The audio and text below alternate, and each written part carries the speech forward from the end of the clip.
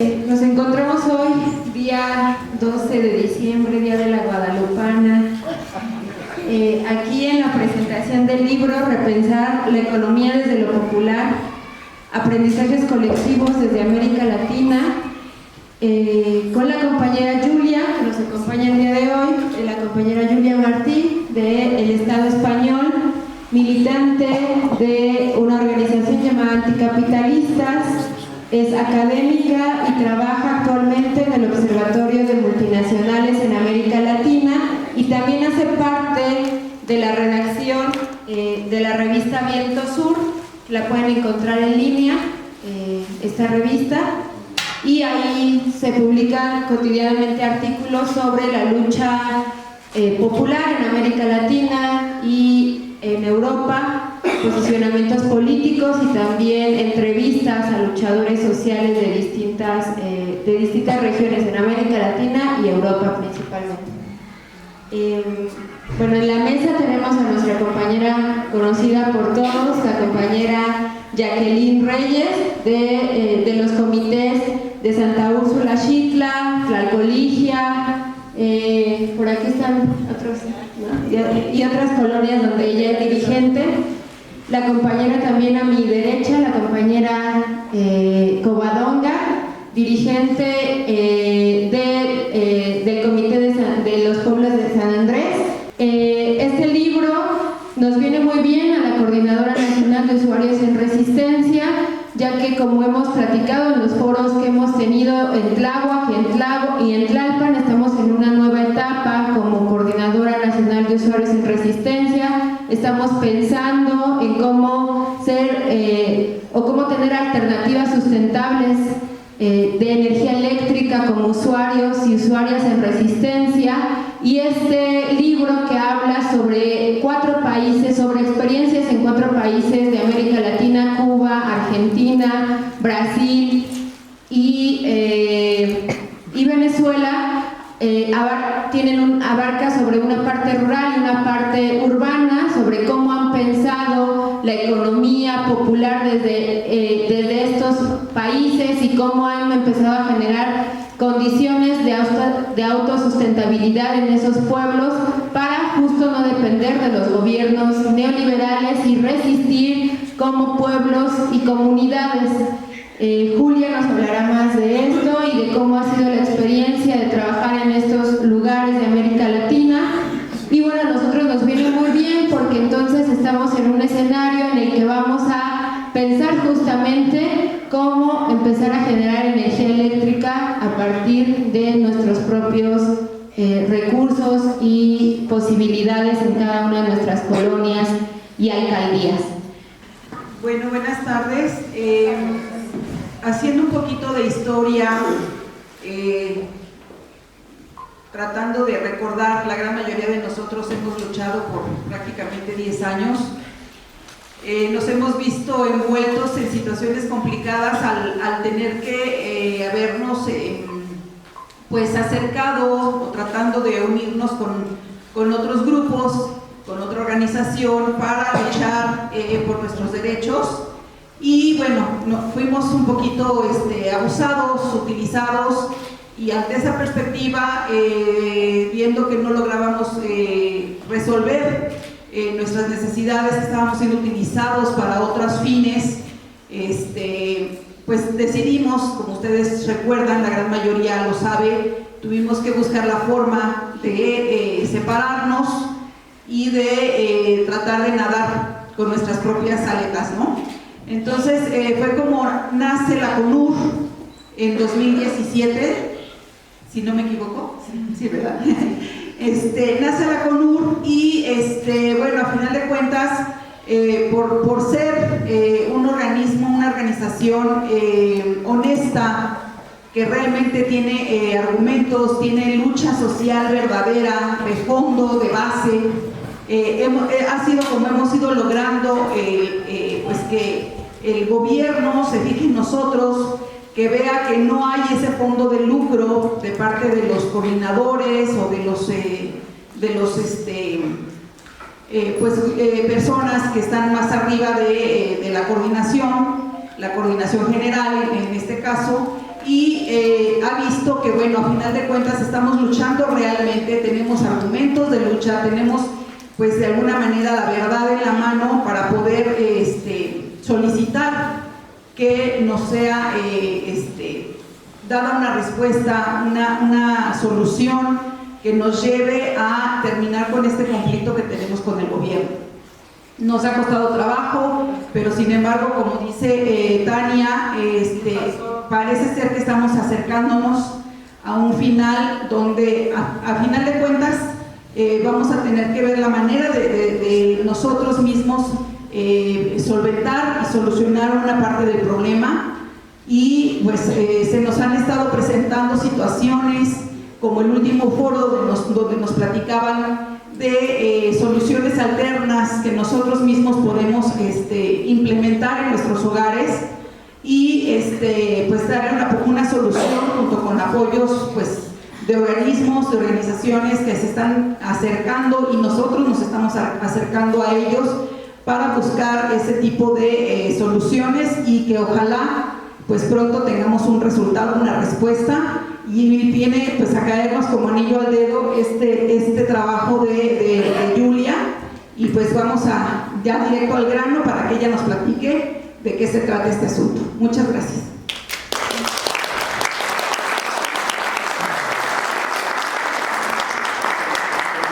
Bueno, muchísimas gracias. Muchísimas gracias a la CONUR, a la CSR por haberme invitado, a toda la gente que os habéis acercado hoy, que sé que no es un día un poco complicado. Entonces, bueno, pues eso, ¿no? De verdad, muchísimas gracias. Me da mucho gusto estar aquí porque obviamente cuando escribimos libros pues no es para que se queden en un cajón, sino para que sean útiles, ¿no? Y entonces, pues pensar que pueda ser útil para contribuir, ¿no? a pensar estas resistencias, estas alternativas, pues la verdad es que nos parece muy interesante. Bueno, y además también, ¿no? Yo creo que poder estar hoy con vosotras y compartir, ¿no? Con una lucha de tantos años. Yo tuve la oportunidad de estar aquí en México hace casi 4 años, ¿no? Y ya pues conocí a Tania, a Héctor, a Emilio, bueno, y empezaron a contar, ¿no? La lucha contra las altas tarifas. Y creo que es una resistencia súper necesaria, ¿no? Y muy importante, ¿no? Estarse organizando frente a la privatización de la energía, frente a estas altas tarifas. No sé, supongo que sabéis, ¿no? Que las grandes beneficiadas de la privatización energética, de la reforma energética, están siendo empresas españolas, ¿no? Entonces, pues ahí también, ¿no? Desde mi organización, desde el Observatorio de Multinacionales, pues estamos muy pendientes de eso. Una parte de nuestro trabajo es investigar cómo actúan las empresas españolas cuando vienen a América Latina, ¿no? Estas nuevas conquistadoras, ¿no? Que después de más de 500 años siguen viniendo a saquear a los pueblos latinoamericanos, desde México hasta Argentina, ¿no? Y desde ahí, pues obviamente pues intentamos responsabilizarnos, ¿no? Obviamente no son nuestras empresas, empresas como Iberdrola, como Gas Natural Fenosa, las empresas que están ahora entrando, ¿no? Al negocio de la energía privada, no podemos decir que son nuestras, porque son grandes capitales, pero sí son españolas y sí que nos tenemos que responsabilizar de lo que hacen, y por eso también intentamos investigar, visibilizar y denunciar allá, para que no puedan, ¿no? venir a seguir saqueando México y el resto de países latinoamericanos con total impunidad, ¿no? que es lo que están haciendo. Entonces, bueno, ya yendo un poco al tema del libro, ¿no? Desde el Observatorio de Multinacionales, pues llevamos muchos años investigando los impactos, ¿no? de estas grandes empresas. A nivel energético, los impactos están por un lado en lo que estáis peleando vosotros y vosotras, ¿no? que es el tema de las altas tarifas, de la dificultad de acceder a una energía a unos precios justos y demás, pero también del otro lado hay grandes impactos del lado de la producción y del transporte, ¿no? Ya me imagino que conoceréis, pero todos los impactos que generan las grandes centrales de generación de energía eléctrica, los gasoductos, las grandes conexiones eléctricas y demás, ¿no? que generan muchos impactos para las comunidades indígenas, campesinas y demás, ¿no? Entonces hemos estado durante mucho tiempo investigando, denunciando estos impactos, pero llegó un momento que dijimos, pues parecido a lo que estáis diciendo vosotras, ¿no? Bueno, sí, está muy bien denunciar, está muy bien visibilizar las resistencias, pero necesitamos alternativas, ¿no? Necesitamos ver cuál es nuestra propuesta alternativa a esto, cómo queremos resolver, en este caso, el tema de la energía de otras formas, ¿no? que sean útiles para cubrir las necesidades, pero que no generen ni empobrecimiento, ni despojo, ni demás, ¿no? Entonces, yo creo que es interesante, ¿no? Ver cómo estamos así como pensándolo desde la misma manera, ¿no? de ver cómo denunciamos un modelo que nos deja en la nada, pero al mismo tiempo cómo pensamos estas alternativas. Y por eso eso fue lo que nos motivó a escribir este libro.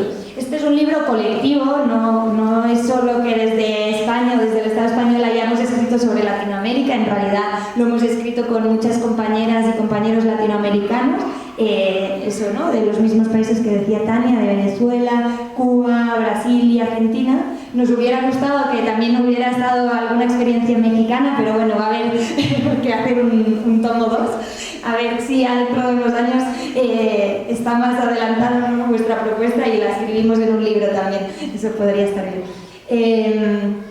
Y entonces el libro, ¿no?, parte del reconocimiento ¿no?, del reconocimiento de que el sistema capitalista nos ha llevado a una crisis muy profunda, ¿no?, que a nivel político también, ¿no?, en estos 4 países que he nombrado se están produciendo cambios políticos también, que en gran parte del mundo, ¿no?, se produce, cada vez hay un mayor autoritarismo, militarización, criminalización de la gente que está defendiendo su territorio y sus derechos, como también la crisis, ¿no?, y el empobrecimiento ya no es solo de que no podamos acceder a unos recursos básicos, sino que también nos contaminan el agua, echan a los campesinos de las tierras, ¿no? Hay una crisis que ya no es solo económica, sino también ambiental y ecológica. Luego también veíamos, ¿no?, como hay una crisis de cuidados, ¿no?, de que cada vez nos cuesta más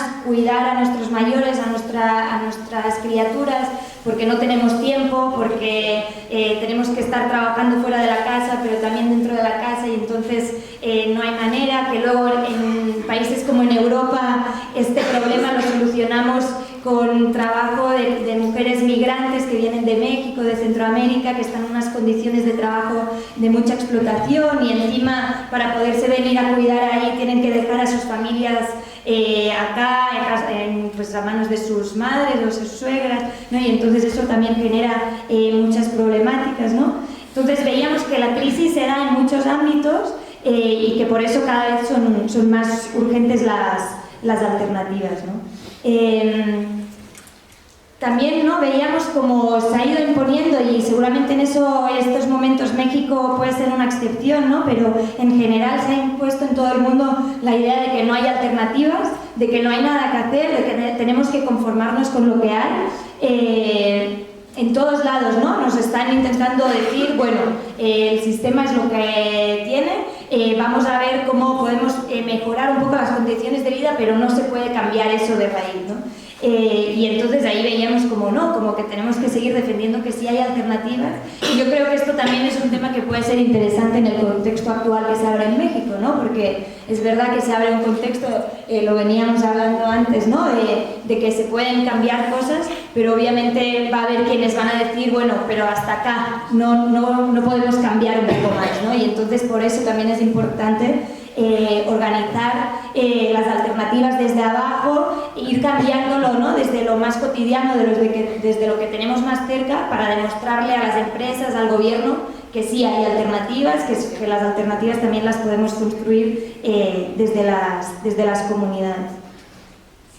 Y en este sentido, pues todas las experiencias que hemos estudiado en el libro, yo creo que tienen una cosa muy importante, que es que por un lado plantean, ¿no?, esta idea de que se puede funcionar de otra manera, de que no necesitamos a las grandes empresas para poder, por ejemplo, ¿no?, acceder a la energía o a los alimentos, pero también responden a lo cotidiano, ¿no?, a la necesidad de que cada día hay que poner la mesa y tenemos que tener algo que comer, tenemos que poder encender la luz de nuestras casas, ¿no?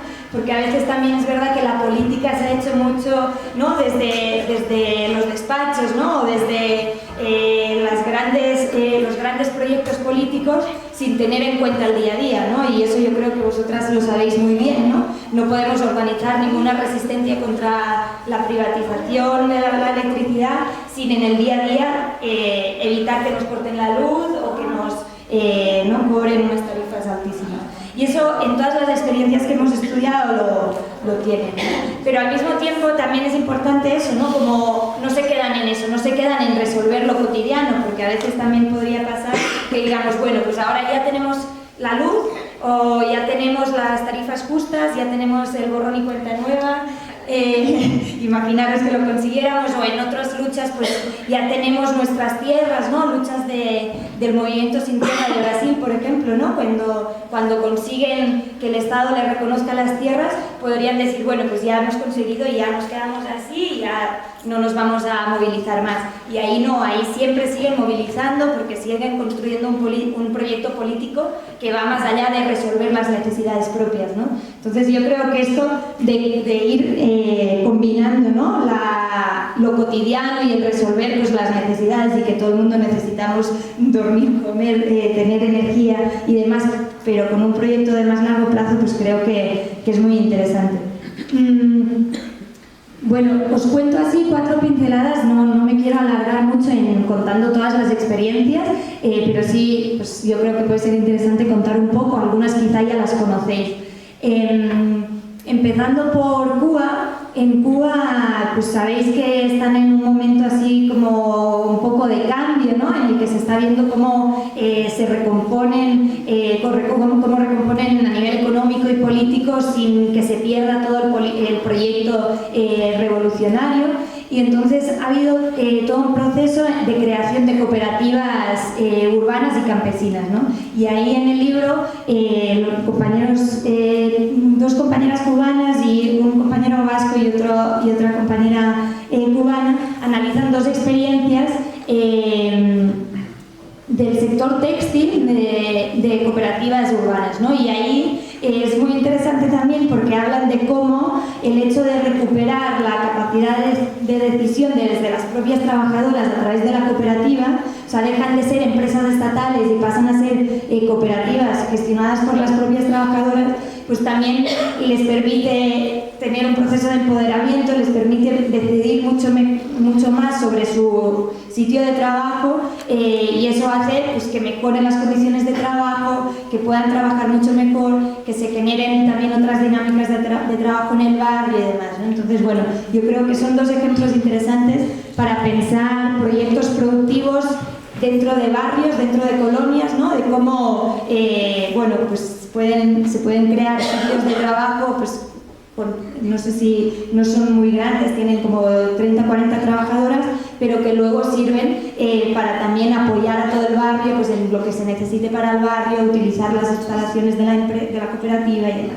Y ahí es un proyecto interesante, pues eso también, sobre todo por lo que habla de cómo crear un proyecto que sea democrático, ¿no? De volver a recuperar la decisión de los trabajadores y las trabajadoras ante unas empresas estatales que habían sido muy burocráticas, que habían sido muy jerárquicas y que habían perdido un poco la capacidad esta de generar sitios de trabajo digno y de poder dinamizar la producción local. Luego, en el caso de Venezuela, creo que son 2 experiencias muy interesantes. En Venezuela, desde Chávez, ¿no? Empezó el proyecto del Estado comunal, ¿no? Empezaron un proyecto de decir, vamos a dar autonomía a las comunas, ¿no? Que son pues barrios o pueblos rurales, para que se autogestionen tanto a nivel político como económico, ¿no? Y entonces, al principio fueron terrenos ocupados, ¿no? Sobre todo en el campo, las familias se organizaron para ocupar tierras, y desde ahí han empezado a trabajar en construir la autogestión productiva y también a nivel político, ¿no? Y eso sí que son organizaciones de muchísima gente, miles de personas, de familias, que se han organizado para producir de forma colectiva el maíz, para atender al ganado, para producir leche, para producir carne, luego también tienen escuelas infantiles para las criaturas. Bueno, yo creo que son también, es como el ejemplo, yo creo, más avanzado de crear autonomía, ¿no? Pero también con una relación muy interesante con el Estado, ¿no? Ahora que hablábamos del nuevo periodo que se abre en México, creo que es interesante también ver estos dos proyectos, tanto el venezolano como el cubano, cómo desde las comunidades se han organizado y han tenido resistencias muy fuertes, organizadas desde la base. O sea, ahí no es que el Estado les haya concedido todo, o sea, si no hubiera sido por una lucha muy potente de muchos años, no hubieran conseguido nada. Pero también ha habido el apoyo del Estado, también ha habido una apuesta del Estado por construir estas comunas, por darles poder, por darles capacidad de autogestión y demás, ¿no? Entonces, ahí hay una relación interesante de el Estado concede algunas cosas, les concede, pues, por ejemplo, ¿no?, el reconocimiento de las tierras, pero la gente organizada sigue cada vez, ¿no?, en tensión con el Estado para poder ir consiguiendo cada vez más derechos y cada vez más posibilidad de autogestión. Luego, en el caso de Brasil, las dos experiencias que analizamos son del movimiento Sin Tierra, que, como sabéis, es uno de los movimientos campesinos más importantes del mundo. Es uno de los fundadores de la Vía Campesina, que es la red global de campesinos, de pequeños campesinos y campesinas. Y ellos tienen una forma de luchar, pues, que se ha hecho bueno, muy importante, ¿no? Que es, ahí no tienen, como en México, una reforma agraria pues que quitara la tierra a los grandes terratenientes para dárselos a campesinos y a campesinas. Sí hay una legislación que habla de la reforma agraria, pero no se llegó a poner en práctica, ¿no? Entonces ahí hay grandes terratenientes que tienen tierras que no utilizan, que están baldías, que no sirven de nada, ¿no? Y entonces ahí van las familias de campesinos y campesinas sin tierra, se organizan, ocupan estas tierras, y cuando consiguen, después de muchos años de resistir en estas tierras ocupadas, a través de esta ley de la reforma agraria, pues hay la posibilidad de que les reconozcan las tierras, ¿no?, y ya se conviertan en asentamientos del movimiento Sin Tierra, pues ya con un mayor reconocimiento legal. Y ahí, desde las familias organizadas, organizan todo, desde la educación hasta la sanidad, hasta la producción, como también generan, ¿no?, los mecanismos para poder ayudar a los jóvenes de las comunidades para ir a estudiar. O sea, son proyectos muy interesantes porque se consigue colectivizar casi todos los aspectos de la vida para hacerla más fácil y para que puedan, pues, campesinos y campesinas que no tenían tierras empezar a pues, tener una buena producción, un buen acceso a la alimentación, a la educación, a la sanidad y demás. Y luego, por último, en Argentina hay dos experiencias interesantes. Por un lado está la experiencia de las empresas recuperadas, que voy a ver un poco de agua desde que me quede sin voz.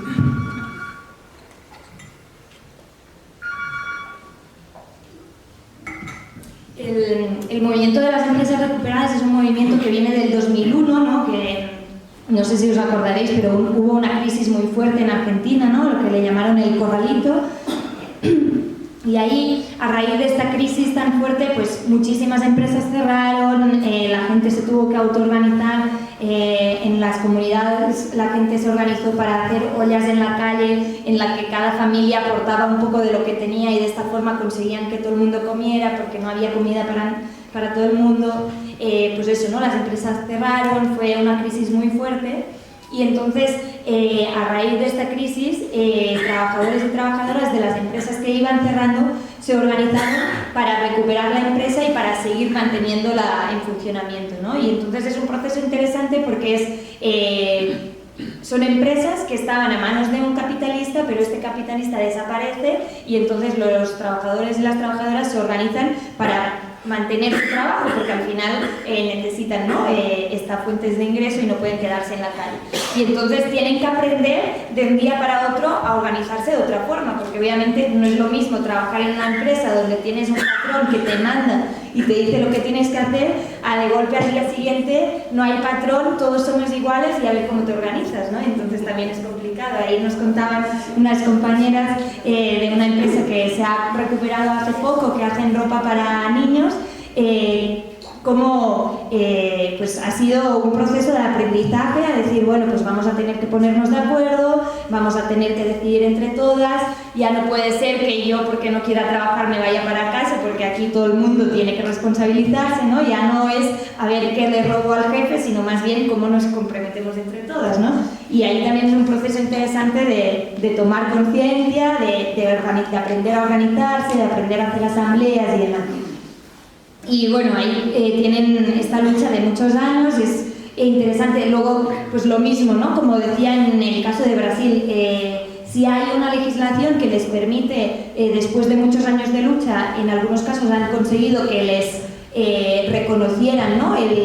La propiedad de la cooperativa, o sea, de las instalaciones de la empresa por parte de los trabajadores, pero esto no es automático, es a través de muchas luchas y muchas resistencias. Y luego, otro proceso que es interesante en Argentina es el proceso de organización de la economía popular. Eso es en varios sectores del país que estaban trabajando pues, de forma informal, ¿no? Pues, como hay aquí en México también, ¿no? Mucha gente que no trabaja en un trabajo formal, sino que resuelve pues, las necesidades de trabajar vendiendo en la calle, recogiendo basura o mil otras formas de trabajo informal que no es como con una empresa, ¿no? Y entonces, claro, veían que estos trabajadores y trabajadoras tenían muchísima precariedad, no tenían ningún derecho y entonces han empezado a crear un sindicato de los trabajadores y las trabajadoras de la economía popular que se llama ACT y a través de la ACT están peleando para conseguir mayores derechos para esta gente, ¿no? Y ahí, por ejemplo, una de las cosas que han conseguido es el salario social, que es una prestación que da el Estado, pero en vez de darla individualizada, ¿no? Que es una de las cosas que siempre les gusta mucho hacer a los Estados, pues yo te doy esto y así te tengo amarrada, ¿no? Porque tienes que seguirme votando y tienes que seguir pues defendiendo al gobierno que te ha dado esta ayuda. Se lo dan a las organizaciones como el reconocimiento también del trabajo que hacen, pues también son muchas organizaciones que tienen comedores populares, que resuelven muchas necesidades en los barrios, ¿no? Entonces, bueno, es conflictivo también porque al final no deja de ser también, puede ser una forma de clientelismo de estas organizaciones que reciben estas ayudas, pero al mismo tiempo les está sirviendo para tener un recurso para generar, para invertir en proyectos de autogestión, ¿no? Y entonces una de las experiencias que analizábamos, pues por ejemplo eran unos compañeros que con estos recursos estaban invirtiendo en maquinaria para poder tener una cooperativa agraria y demás. Se me ocurre que si tuvierais algo parecido acá, pues sería de gran ayuda para poder poner en las instalaciones de generación eléctrica, ¿no? Bueno, ya eso es como así el resumen de las experiencias. No sé cuánto tiempo llevan. Entonces, bueno, como para resumir, ¿cuáles serían como las claves, ¿no? Que vemos o los aprendizajes que podemos sacar de estas experiencias y que puedan servir pues para aprender de ellas a la hora de impulsar otras experiencias? Por un lado, eso que comentaba, ¿no? De esta capacidad de transitar, de combinar lo legal y la desobediencia, ¿no? O sea, hay veces que tenemos que pelear por las leyes, que tenemos que pelear por el reconocimiento legal, pero hay veces donde hay que desobedecer y si no se paga la luz, pues no se paga la luz, ¿no? Y también esta manera de luchar desobedeciendo, ¿no? O ocupando tierras o buscando, ¿no? Este conflicto, ¿no? con la ley que no nos sirve. Y luego también, ¿no? Esta necesidad de aún en países donde hay gobiernos más cercanos, ¿no? Gobiernos progresistas, ya no sé cómo hay que llamarles, como pueden ser en Venezuela o en Cuba, ¿no? Gobiernos socialistas, esta necesidad también de no quedarte de manos cruzadas esperando que el Estado te lo dé todo, ¿no? Esta necesidad de decir, vale, de desaprender, ¿no? Pues estamos muy metidas en esta lógica que nos ha metido de trabajar para otro, de estar subordinado a otro, subordinado al político, al empresario, a quien sea, ¿no? Y empezar a cambiar esta forma de pensar y empezar a ver, ¿no? El poder que tenemos cuando nos organizamos, pues también es muy importante. Y luego otro aspecto interesante que yo creo que en México también es algo que es como para debatir mucho, ¿no? Es el tema de organizaciones tan grandes con tantos afiliados, cómo garantizamos la democracia, ¿no? Cómo hacemos que sean organizaciones vivas, democráticas, donde haya unos liderazgos, pero que estos liderazgos no sean burocráticos, no sean los que lo deciden todo, ¿no? Y las bases no puedan decidir nada.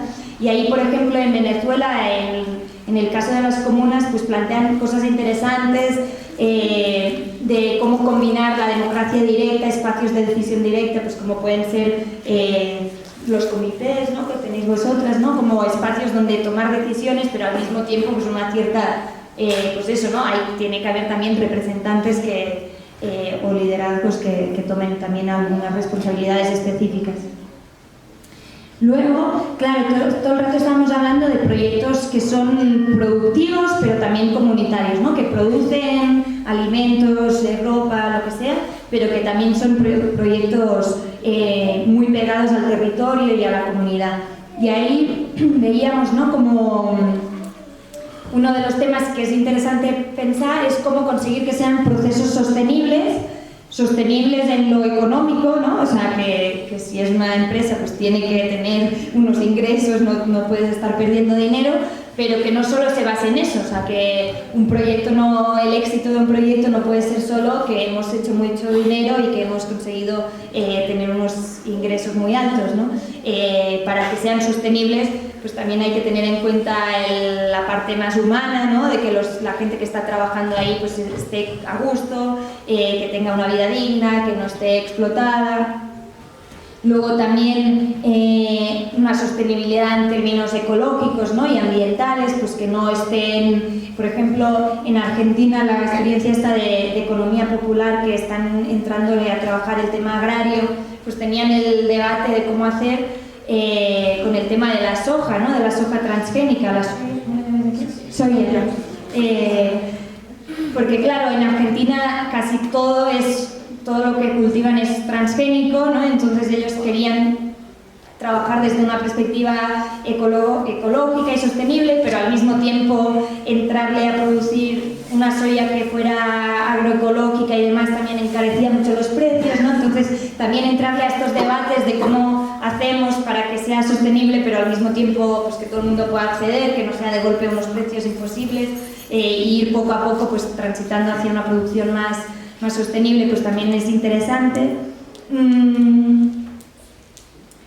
Luego, otro tema, ¿no? Lo que os decía antes, ¿no? Del tema de los cuidados, ¿no? Y de la crisis que tenemos, de que no tenemos tiempo para todo y de que si hay que estar trabajando fuera de la casa, si hay que estar trabajando en la organización, ¿no? Liderando procesos comunitarios y demás, pero encima hay que estar cuidando también, ¿no? A la familia, a las criaturas, haciendo la comida y lo que sea, pues no da tiempo para todo, ¿no? Y entonces, pues ahí veíamos, ¿no? Que también hay una parte de que al ser procesos tan pegados a la comunidad, o sea, que no es que tú te vas a la empresa a trabajar y luego ya vuelves a casa, sino que todo está mucho más vinculado, pues sí que ha facilitado que muchas mujeres que siguen teniendo la responsabilidad de cuidar en sus casas, pero que toman el protagonismo ahí, porque está mucho más vinculado, ¿no? Pues a la vez que estás organizando, a la vez que estás tú produciendo en tu huerto comunitario, pues puedes estar cuidando. Entonces, bueno, también se generan ahí debates, ¿no? de cómo compaginar todos los trabajos, pero sí que permite al menos romper esta división sexual del trabajo en la que eran los hombres a la empresa y las mujeres en la casa, pues a través de estos procesos más comunitarios se consigue empezar a cambiar estos roles y también empiezan los hombres a asumir más responsabilidades de cuidado, también de los trabajos pues más de cuidados, pues como puede ser cocinar en un día de un foro o de una asamblea y demás, ¿no? Entonces, bueno, ahí también es interesante cómo se van cambiando estos roles.